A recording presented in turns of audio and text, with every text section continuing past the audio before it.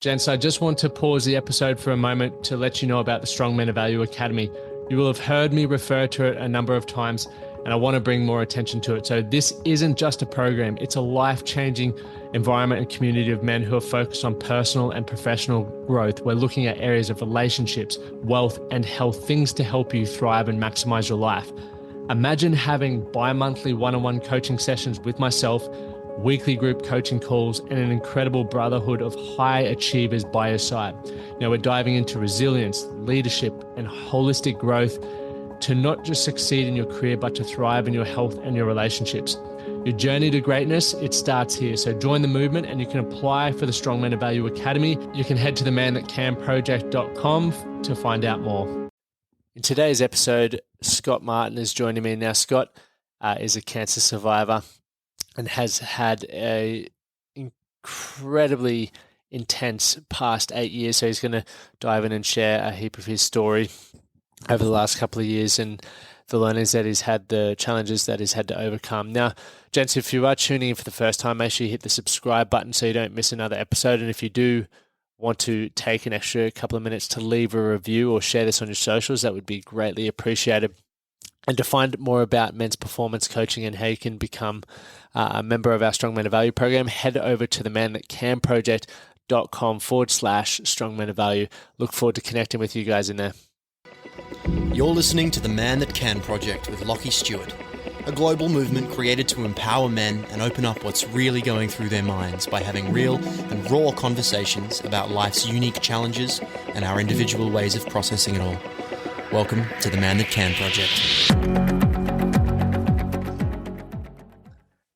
Welcome to the Man That Can Project podcast. I'm your host, Lachlan Stuart, and today I've got an incredible guest tuning us from New Zealand. So today we've got Scotty Martin, mate, and we crossed paths via social media. The power of social media is pretty cool with connecting people and getting to find out about people's stories. And obviously you're on a mission to inspire a lot of people, and you've had some, from my experience and how my life's been, some pretty hefty challenges that you've overcome. And I'm excited to learn more about those challenges and also how they've impacted you both positively and negatively. And I'm sure a lot of the lads and ladies that tune into this podcast are going to be, super inspired by your perspective in life, just because from what I see on social media, mate, you're a bloody go-getter, which is awesome. But guys, I'll give a quick rundown of Scotty before he does it better himself.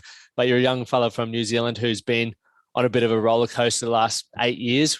Back in 2013, you were diagnosed with Crohn's disease. And I'm actually, what is Crohn's disease before I crack on with it? Yeah, so it's pretty much like inflammation of your digestive tract. Yeah, right. And does it stick with you for life or? Yeah, there is no cure for it. So you kind of go in and out of remission, and some people are affected by it more than others, though. What's it like? Like, I need to know this because I could have jumped on Dr. Google, but I thought I'd just wait for you. For me, I'm actually pretty lucky. I've got like a real kind of mild case of it. Yep.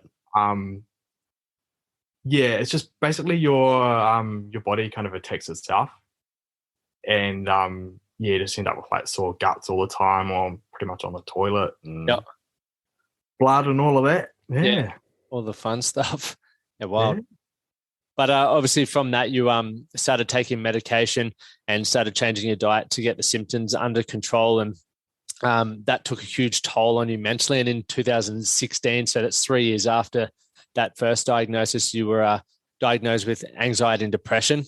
And after seeking help, life started to improve for you and you were cruising along nicely until 2017. Another hiccup popped up. You were diagnosed with, or you had a lump on your left testicle. And I was actually watching a video you did about this through Cancer Awareness Week for Monday when it was April. Was it April or whichever month it was?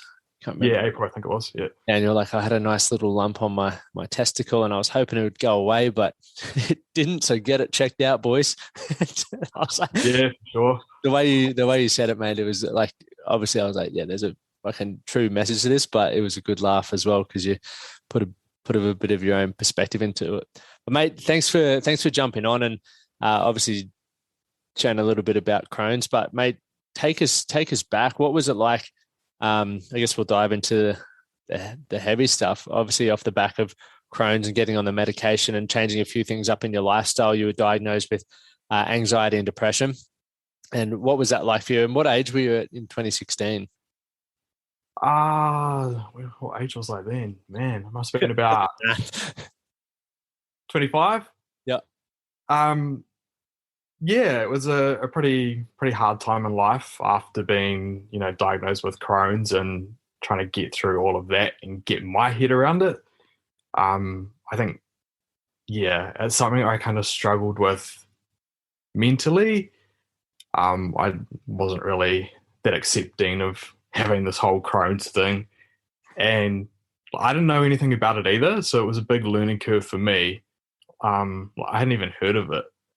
Yeah. So I think that's kind of where I started to go downhill mentally. Yeah, I was kind of hanging out with some people who I thought were kind of in the good crowd, and they probably weren't really. Yeah, looking back now, I don't have anything to do with those people, which is a good thing. What was it about those people that probably didn't feel good for you? I think it was like when I did get diagnosed with like anxiety and depression. Like they were really awesome to start with, really supportive, and then yeah, there was a group of about 4 who I used to hang out with, and then one of them kind of turned the whole group against me. And then there were a few things that happened between the group, and yeah, things just started going backwards, and they were actually quite nasty. So yeah, that's when I really, really started to go backwards. How'd that feel for you in that time, man? Because I know it's one probably sounds like you would have been fairly isolated or lonely, but then you've also just, you're coming off the back of just getting used to maybe the Crohn's diagnosis, but also diagnosed with depression and anxiety, and the people that are supposed to have your back. Essentially, the way I would think about it with my mates is supposed to have your back, and they're fucking causing chaos and turning on you. Yeah, it was really hard, eh? I think I was dealing with so much at the time. I didn't need these people adding more on top. Yeah, so it was just the best thing to get away from them.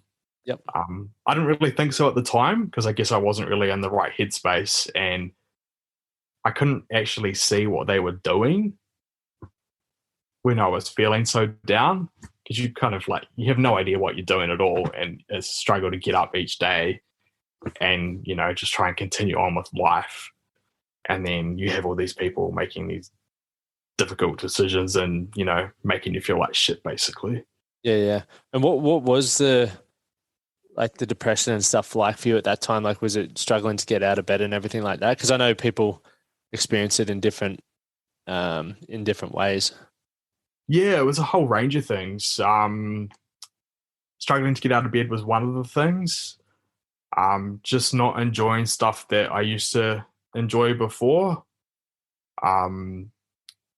Yeah, really hard to even on the good days, going into work and just facing people. That's something I found really difficult. And, sometimes you'd get to work and you'd be happy that you got out of the house. Yeah. But then you're like, oh, do I really want to be here? And yeah, just not sleeping. Not sleeping was one of the biggest things. You'd go to bed and you'd be awake all night long thinking about everything under the sun. And when you don't get much sleep, that takes a massive toll on you, eh? Yeah, it's definitely detrimental. Like, there's more and more research coming out, and there's a book, Why We Sleep, and then there's another one, Sleep Smarter, and I read into those and the studies and stuff, and the negative impacts it has on your mental health, your physical health of missing sleep. But then you're also in this cycle where the anxiety and the depression are causing you to not sleep, and it's like, fuck, it's just a clusterfuck. How do I get out of it? And yeah, pretty much. It's just like a never-ending cycle, really. yeah, how for you did you like navigate through that? And I guess, obviously, what kept you getting up to go to work, especially on those days where you didn't want to go out or get out of bed? Yeah, some days it's just like, okay, I've got to get moving, otherwise I'm going to achieve nothing. So sometimes going to work was actually a really good thing, even though it didn't feel like it. Like looking back now, it's like, yeah, I'm kind of glad that I kept going to work. Otherwise, yeah, who knows where I'd be today, eh? Yeah, 100%. It's powerful that you did it, bro. Like it's huge to hear that, because I've been through moments like that as well, where it's like the hardest thing, and it sort of becomes, people talk about purpose at the moment, and a lot of people feel overwhelmed because like I haven't found my purpose, and I'm like, for me, some days when I was in the shithole, I was just like, my purpose today is to get my ass out of bed. Like that's all I needed, and when I did do that, I was like, win, we got this, and it's just moving forward. But then obviously, some days are easier than others, but it's an individualized and unique experience, because while, I think what you're also doing with the Shaka project and everything that you're sharing and talking about,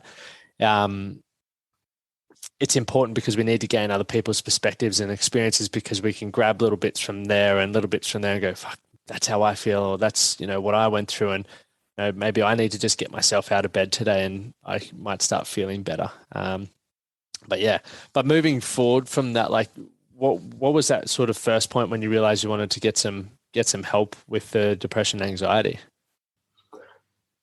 Yeah, I just kind of got sick of feeling like shit, basically. And I was like, I've got to do something to change how I am. Yep. Yeah, and then one of my mates suggested that I should probably go and see someone, and I did put it off for a while. And then in the end, I was like, okay, nah, something's got to change. So yeah, just went to my doctor, and yeah, she put me on antidepressants. Didn't work. Tried some more. Nah, didn't work. I think we got up to about 5. And then, like, obviously, when you start a new one, you've got to wean off the old one. Yep. And then there's like a period where you can't take anything, so that's the really hard part. But yeah, once we found the right one, it was actually through a psychiatrist that we managed to find the right one. And then he pretty much referred me to a psychologist, and I started working with her. And she was awesome. Yeah, I've still got a lot of time for her. And I think also getting into the gym was a big thing, because the entire time I went through school, exercise was not something I enjoyed. Didn't play any sports either. So yeah, in a way, the gym kind of, saved me. Yeah. Here I am asking you before offline. I'm like, "You're going to be watching the footy this week?" And you're like, "Yeah, maybe." And I'm like, "Oh, good." But yeah, it's interesting. Like, there's so many incredible tools and resources out there for I guess mental health and mental illnesses, and it's obviously, I believe in grabbing as many as you can and implementing them and finding out which ones work best for you. And obviously some come with stigmas, like some people don't want to go to a psychologist or a psychiatrist. Some people don't want to be on antidepressants. Some people don't want to do exercise, right? Everyone's got their things that they enjoy doing and what they want to use. But I think ultimately, there's a accumulation about trying things to find out what's going to work best for you, and, fuck the stigmas off. Was there at any point, obviously your mate said to you, you should go see someone, but you put it off. What was the reason for putting it off? I don't think I wanted to admit that I needed help. That was the main reason. Just pushed it to the side and kept pushing it to the side until couldn't push it to the side any longer. The old "she'll be right, mate." She'll be. Yeah. So it keeps around its head. Do you wish you did reach out earlier? Yeah. Looking back, I wished I had. Yep. Yeah, because nothing changed until I actually took action and went looking for that help. Yeah, I think that's a important thing. Is like you're the one that actually put your hand up and took action on getting help, because we could have the most supportive friends and family around us, and if we aren't going to talk about it, if we aren't reaching out and putting our hand up, it's really hard for people to read our minds. Like, we expect people to know what's going on in our heads, but meanwhile, we're not prepared to talk and let everyone in. Then we're like, fuck, you never asked, you don't understand. It's like, well, help me understand. And once again, it's easier said than done when you're going through the shit, but I'm a big believer in prevention is better than cure. So for, while we're in a good state of mind, or you're feeling good, whether it's healthy, you're in a good relationship, it's like, that's the time to continue flexing those muscles, whether it's creating a great communication gateway, having a great network around you that if you do, end up in trouble, you feel comfortable and they're going to support you. It's like just building your army while we go. Because at some point in life, as you found out again, even 2019, shit happens. Like, life is just there to test us. And 2019, you were diagnosed with testicular cancer. Yeah. Yeah. Yep. What was that like? I can't even fathom what that would be like. Like, I think the older I get, the more I actually start thinking about like death and all these sorts of things. I've been very fortunate from a health perspective, touching wood. But how is it for you getting that diagnosis, especially while we still like dealing with depression and anxiety heavily, or where were you at with that? No, I'd pretty much dealt with all the depression and anxiety stuff and was in a pretty good place. I was finally happy at work. I was working for Air New Zealand at the time, and had finally moved into a role that I was really happy with. Yeah, but being diagnosed with testicular cancer tipped your whole world upside down. Yeah, I think it was especially tough for me because I'm about 4 hours away from any of my family. So pretty much down in Wellington by myself. And yeah, it was really weird. I was home sick from work one day and pretty much rolled out of bed. I think it was about lunchtime, and jumped in a shower, and had never ever in my life checked myself. So this particular day, I don't know what made me do it, but yeah, just checked myself and found a lump, and I was like, okay, holy shit. I just had a gut feeling that it wasn't good. And yeah, so went off to the doctor, and then she was like, oh, nah, I don't think it's anything to worry about. And I was like, nah, I want to go and see someone about it. So she pretty much referred me off. So can I, so when you were feeling sick and you got out of bed at lunch, but was there any pain or anything that sort of gave you that feeling, or was it just purely like, fuck, I'm just going to check my nuts? It was pretty much, I'm just going to check. Like, I had no pain, nothing. I was just feeling really tired, which wasn't really uncommon. Yeah. Yeah, so it was really weird that I just all of a sudden decided to check this day. And yeah, lucky I did. Fuck. That's insane. Gents, make sure you check your gonads, because you never know. Yeah, definitely check. And if you see anything, just go and get it checked out. And so following on, obviously you really pushed for getting a scan or a MRI, or I'm not sure what it would have been, but from that, and then the results came back. And what happened next? Yeah, so the doctor referred me for an ultrasound, which was actually managed to get it the same week, so that was pretty good. But I kind of knew things weren't good when I left from having the ultrasound. The sonographer who was doing it, because obviously you've got a screen at the end of the bed so you can see pretty much what's going on. Yeah, she kind of said to me when she was doing it that it didn't look good, but obviously they're not allowed to give too much away. Oh, how is that? Like, if someone said to me, it doesn't look good, but didn't give me any more, I'd be fucking freaking out. My brain would just go.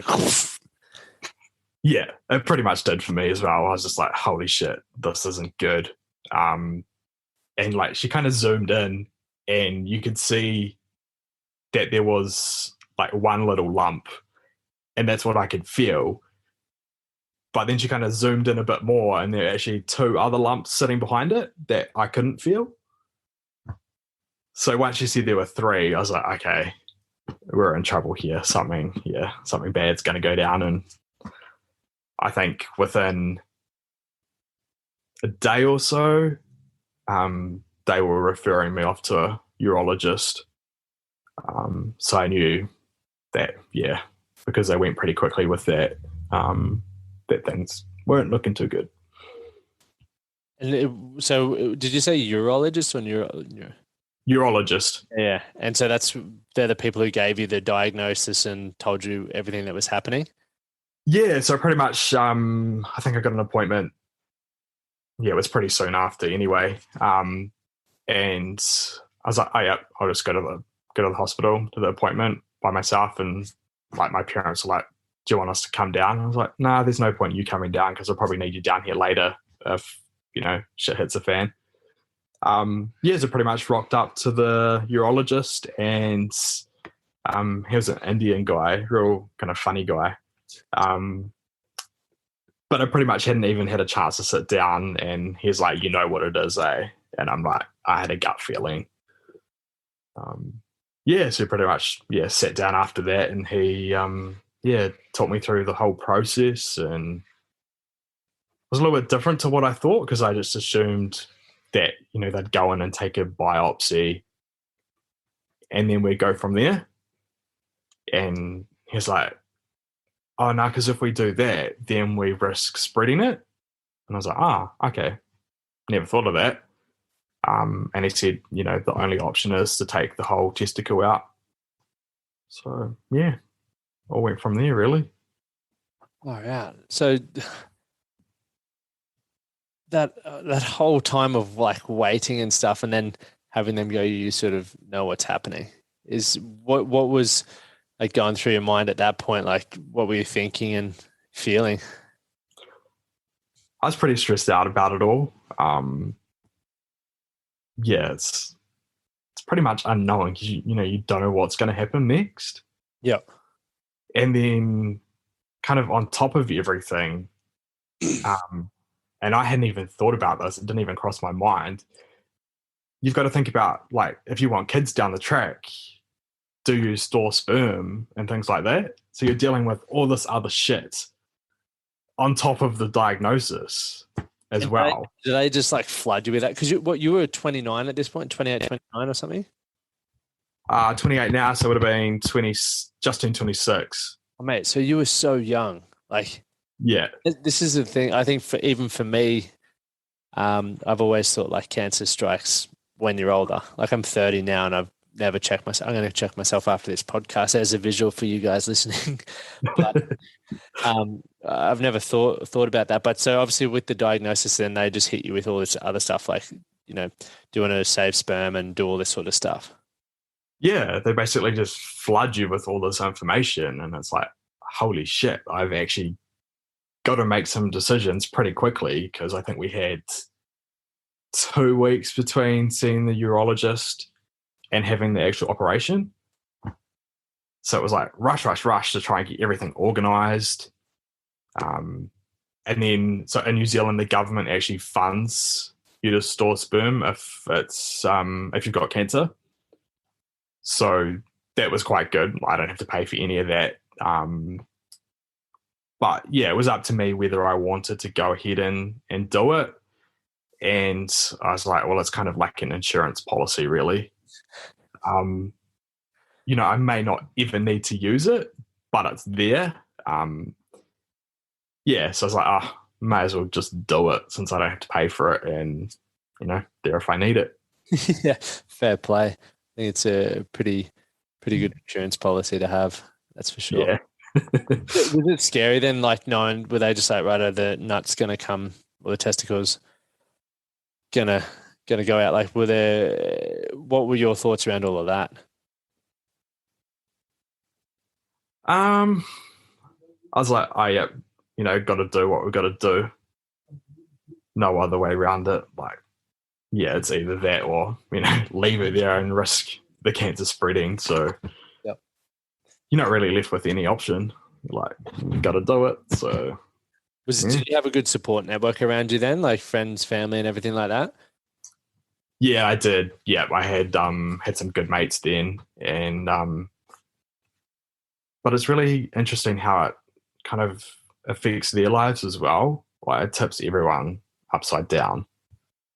And I remember bringing one of my best mates and telling him, and yeah, that was probably one of the hardest things I've done as well. What was going through your mind before doing that phone call?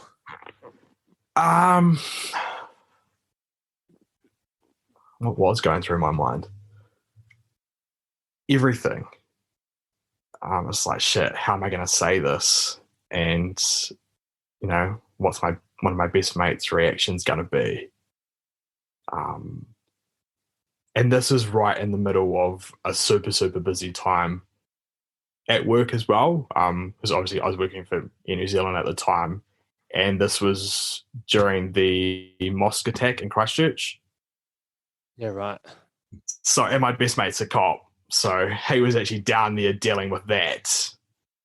And I rang him up in the middle of it and was like, shit, this is what's happening. So, yeah, it wasn't an easy task, eh? How did he take it? Like, did you have an idea of how he may have responded or reacted? I was like, oh, he'll probably be all good about it. And he was, like, he was real shocked about it. As, anyone would be. Yeah, I can't fathom it, man. Like, it's pretty scary. Like, for you, obviously, did you ever at any point think that you could die from it, or obviously could that have been a possibility, obviously with any cancer, I'd imagine? Yeah, I think I did think about that. I tried to not let it get to me too much. But it does sit in the back of your mind. And I think the hardest part was actually the wait between them removing the testicle and then going to see the oncologist to actually find out what type it was and what the plan was, like, moving forward. Because that would have been a good probably 4 weeks between it coming out and going to see the oncologist, and that was pretty hard. That was rough, that period. Is that 4 weeks because they have to do all the tests and everything like that, or? Yeah, so they send it away and it's got to have all the tests done, and then they come back with the results, and then you've got to obviously wait until you can get into the oncologist. And yeah. What'd you do to pass the time for 4 weeks? Like, just knowing, like, how was your mental health through all this, actually? Like, surprisingly, my mental health was actually pretty good. I think because I dealt with the whole depression and anxiety thing before, that kind of set me up to deal with this in a weird kind of way. But I was actually back at work because the whole operation, I think I was in the hospital for 4 hours, and then they pretty much boot you out and send you home again. So they don't even give you a feed and keep you overnight? Nah, it's in and out. Yeah, which I was quite surprised about too, because you kind of think, oh yeah, they'll keep me in overnight, but nah, they kick you out. And I think for me, after all of that, did they put you in a wheelchair, or were you walking, or what's the deal there? Like, I think I was in a wheelchair out to the car, and that was it. And then they literally made you walk? Pretty much. The pain's not actually too bad, because I guess you're kind of still a bit drugged up and stuff. I watch a film and someone gets shot in the dick, or gets booted in the nuts, and I feel it. Like, I'm grabbing myself going, oh man, that would hurt. So, like, here I am hearing your story, and I'm like, if I just had that kind of surgery, there's no way I would be walking. Like, I'd be needing a wheelchair and a limousine home just to make it there. Yeah, the interesting thing is, like where they actually put the incision Yep. to go in and remove it, it's actually kind of like just below your belly button. Really? Yeah. Mate, So when I woke up, I was like, why am I so sore so far up? And I couldn't work it out. And then I kind of had a look and I was like, oh, because no one told me any of this. mate, I'm literally thinking they've got your scrotum and it's just like a Yeah, like nah. you do with cattle when you're castrating a cow. Like Yeah, well, that's what I thought too. And I guess no one really thinks to tell you how they do it. And yeah, so they kind of like cut in and then like go down and like fish it back up, and then they obviously cut it off and then tuck it all back in again. does that is that invasive in the way that it like they cut through abdominal muscles or stuff like that, or is it like how does that? Yeah, it is. Like you're pretty sore. Yeah. Even now, like I'm 2 and a bit years down the track, I still get pain up at the incision site randomly every now and again. Were you given like rehab and stuff to do, or Nah, just crack on? pretty much. Yep. They just boot you out, and I wasn't allowed to go to the gym for I think it was like 8 weeks, but I think I pushed it out to about 10 or 12. Yep. Because you're not allowed to lift anything heavy or anything like that. So yeah. And by that point, like, was gym like important to you? Obviously, coming off the back of when you were first diagnosed with depression and anxiety, was exercise something you'd put into your, I guess, your life at that point, coming from a place where you didn't enjoy it? Yeah, that was really hard not being able to go to the gym. Like all you could do is pretty much go for a walk. Yeah, I did struggle with that. And then one of the things I did actually find quite helpful was just going to the sauna at the gym and just, sitting in there for half an hour or so. That was quite good. I think I would have gone absolutely batshit crazy if I hadn't been able to do that. I don't think, did you, like, as you were talking, I'm starting to think about how much, like, for me, I was just like, oh, it's, you get diagnosed with cancer, but the whole process of having the surgery, and it really shakes up your life in so many other ways. As you mentioned, like, it had an impact and an effect on your friends and family, even not being able to exercise and probably normal routine and structure, and then having it, wondering what's coming back with the test results in the back of your mind really would have been a lot to deal with. Yeah, it was a lot to deal with. But another thing that helped me through, I think, was pretty much going back to work the next week. I didn't go into the office. I was away from the office for a couple of weeks, but I started working from home again. And I think if I hadn't done that, I would have just gone absolutely crazy. What were you doing with? Oh, sorry, you go. Oh, it's, I think it would have really taken a toll on me if I hadn't been able to do that. And I was lucky I was working in a kind of a systems analyst role for Air New Zealand at that point. So being able to work from home was an option. That's cool. Man, I got to say, I love Air New Zealand. Every time I've flown with Air New Zealand, it is by far the best airline I've ever flown with. And the videos, like the safety videos at the start, are always just on point, mate. I remember watching the Rugby World Cup one, and they had the All Blacks doing it, and like with their safety demonstrations, it was so funny. Like just quality entertainment and great service. I love Air New Zealand. Just a sneaky little plug. But are you still with Air New Zealand? No. I left pretty much the start of COVID last year. Yeah. So obviously when COVID came along, that rocked the travel industry. And I think we had about 3 people from my team that got made redundant. So, we all got dragged through the whole redundancy process as well. And, it was interesting how we were treated by the airline. Wasn't a fun time. All the good stuff I just said about them, is that all bullshit, isn't it? Some of it's true, but I guess they had to do what they had to do in terms of culling their staff numbers. Yeah. But yeah, some of the calls we were on, just kind of left you feeling like, do I really want to work for this organization?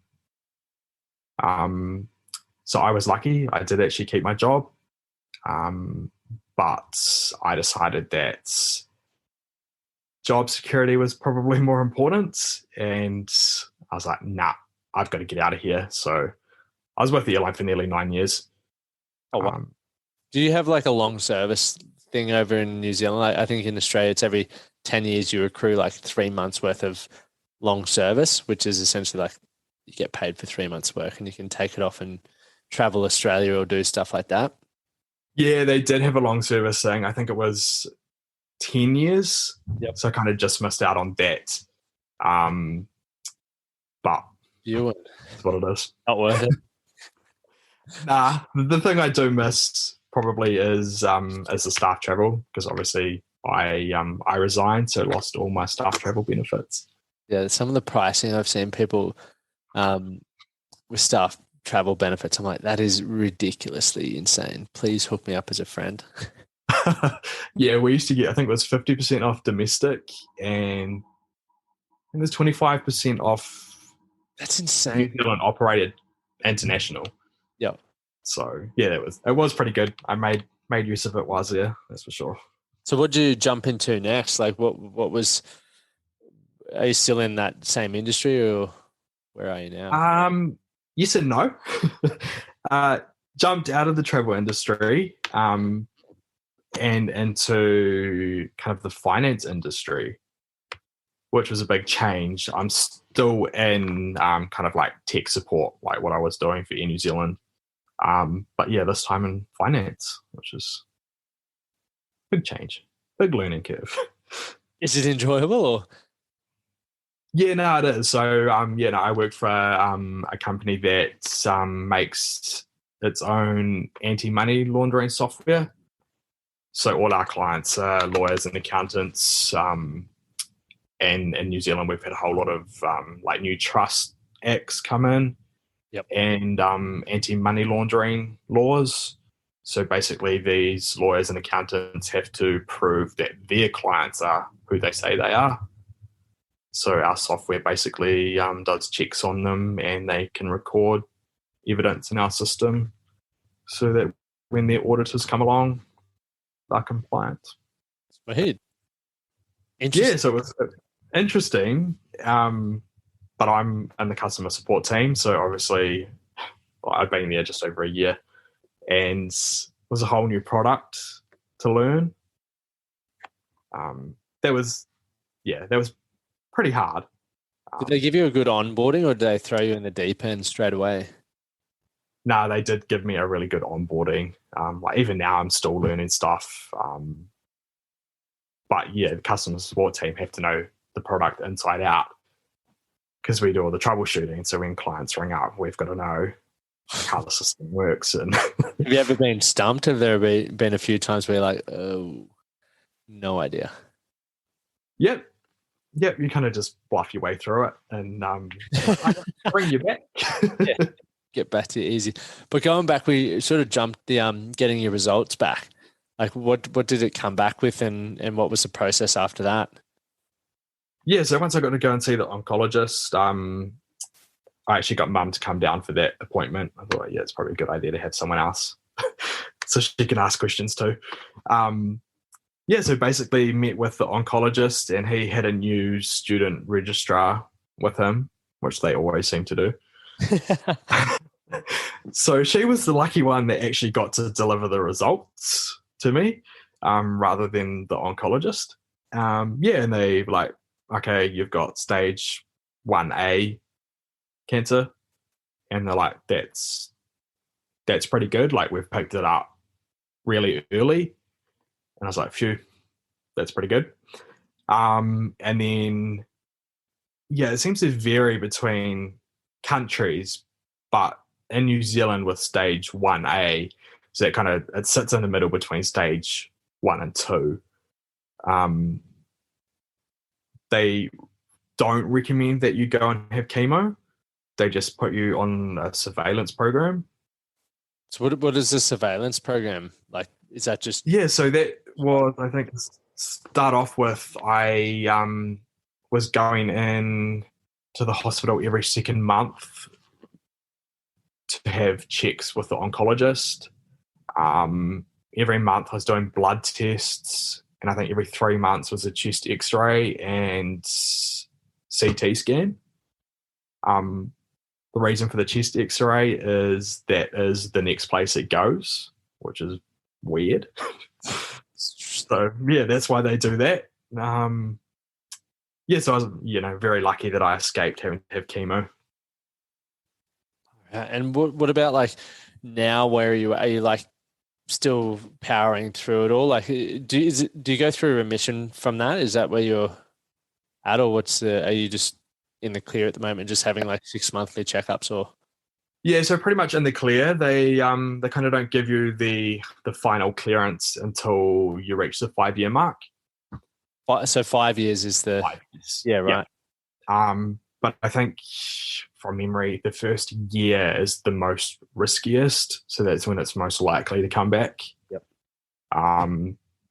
Yes, I think now I'm on 4 monthly visits to the oncologist and chest and CT scans every 6 months.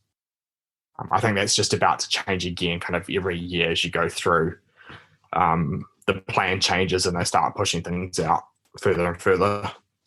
Did your perspective on life change after the diagnosis and the process of it all? Yeah, it did, eh?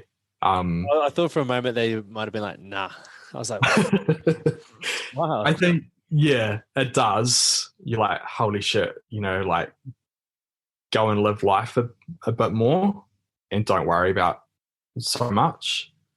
But I was probably still pretty comfortable. Yeah, until then, when COVID came along, I was like, okay, COVID's come along. I've been through cancer. I've got to get out of New Zealand. I've got to go and do something different. Was there anything that you were sort of telling yourself during that period that you wanted to change or you wanted to implement into your life that you haven't yet? No, I don't think so, eh? Snailed it. Yeah. Man, I think it's so, for me, like hearing your story and, chatting with people from all walks of life, like it just continually reminds me that, we are here for a short time and things could change the click of a fingers. So it's really important to make sure that we are consciously aware around how we're spending our time and who we're spending it with, like making sure we're spending it around the people that give us value. And like you said, the friends that you were hanging around with back in when you were diagnosed with Crohn's weren't probably the best people to be spending time with, but so many of us, or so many people, find themselves staying in friendships or in mateships purely because it's convenient. And it's like you've been mates since you were 4 years old. So it's like, I can't end that. Need to have the memories and have the laughs. But it's like, well, if it's not serving you and if it's not bringing you fulfillment, why the fuck are we still doing it? But I know your time's valuable and we'll let you shoot off shortly. Not just yet, but surely. But how do you get involved with the Shaka project, and what's, I'd love to hear more about what you're doing there. Yeah, that was just through Instagram, actually. It wasn't that long ago. It would have only been probably about 3 or 4 months ago. Yep. I don't know how I came across them on Instagram, whether someone shared something or they were tagged in something. Anyway, I was like, this looks interesting. Go on and have a look.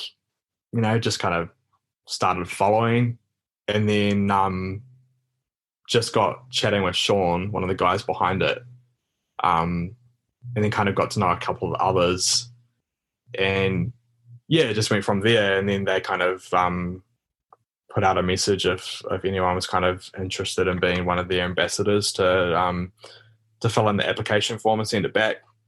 So I did. And then I basically just share all their stuff and yeah, went from there. Yeah, awesome. It's good. Something great to be a part of, that's for sure. Yeah, definitely.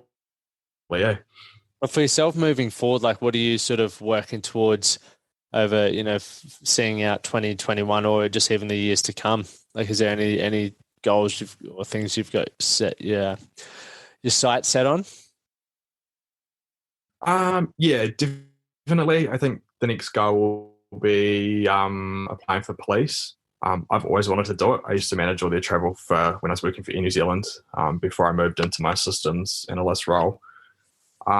This will be the third application. So Third time lucky. Third time lucky. Yeah, first time got tripped up by the antidepressants because they had this stupid policy, which I've now got rid of.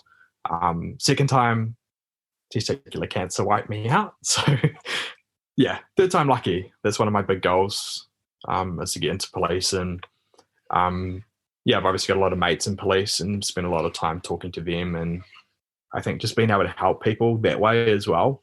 Yep. Obviously in New Zealand, I don't know about what it's like over in Aussie. Our police attend a lot of the mental health calls. Yep. That makes up a huge percentage of what they go to. So I guess I've got a lot of experience in that area, so can hopefully help some people, talk them around. 100%. Well, I look forward to seeing you or hearing about your progression, that's for sure. But finally, what's your definition of being a man? It's always cool to hear everyone's individual and unique perspectives on that. That's actually a tricky one, eh? I think, the definition of being a man is kind of someone who knows what they want and is kind of like they'll keep working at it to kind of achieve their goals, and rather than just like giving up easily. 100%. Yeah. I like it, man. Well, thanks for sharing. But mate, if anyone wants to reach out to you, I guess on social platforms and stuff, where can they find you? Yeah, so I'm on Instagram, Facebook. Facebook, I think it's under Scotty Martin, and Instagram is also, I think, Scotty_Martin. Yeah, you'll see my picture. Sweet as, man. Well, I really appreciate you coming on today. And for anyone who wants to reach out and ask Scotty some more questions, I'll have his social profiles in the show link, so you can just click on that and get chatting, which would be awesome. But mate, good luck with everything in the future, and I look forward to continue following your progress and your journey and reaching out to the cops. Awesome. Yeah, cool. Thanks for having me on, Lachie. It's been great. Thank you for listening to the Man That Can Project podcast. My name is Lachie Stuart, and I hope you enjoyed this episode and found it helpful. If you did, please take a moment to rate and review the Man That Can Project on your favorite podcast platform. And don't forget to subscribe to stay up to date with our newest episodes. We'll see you again next time.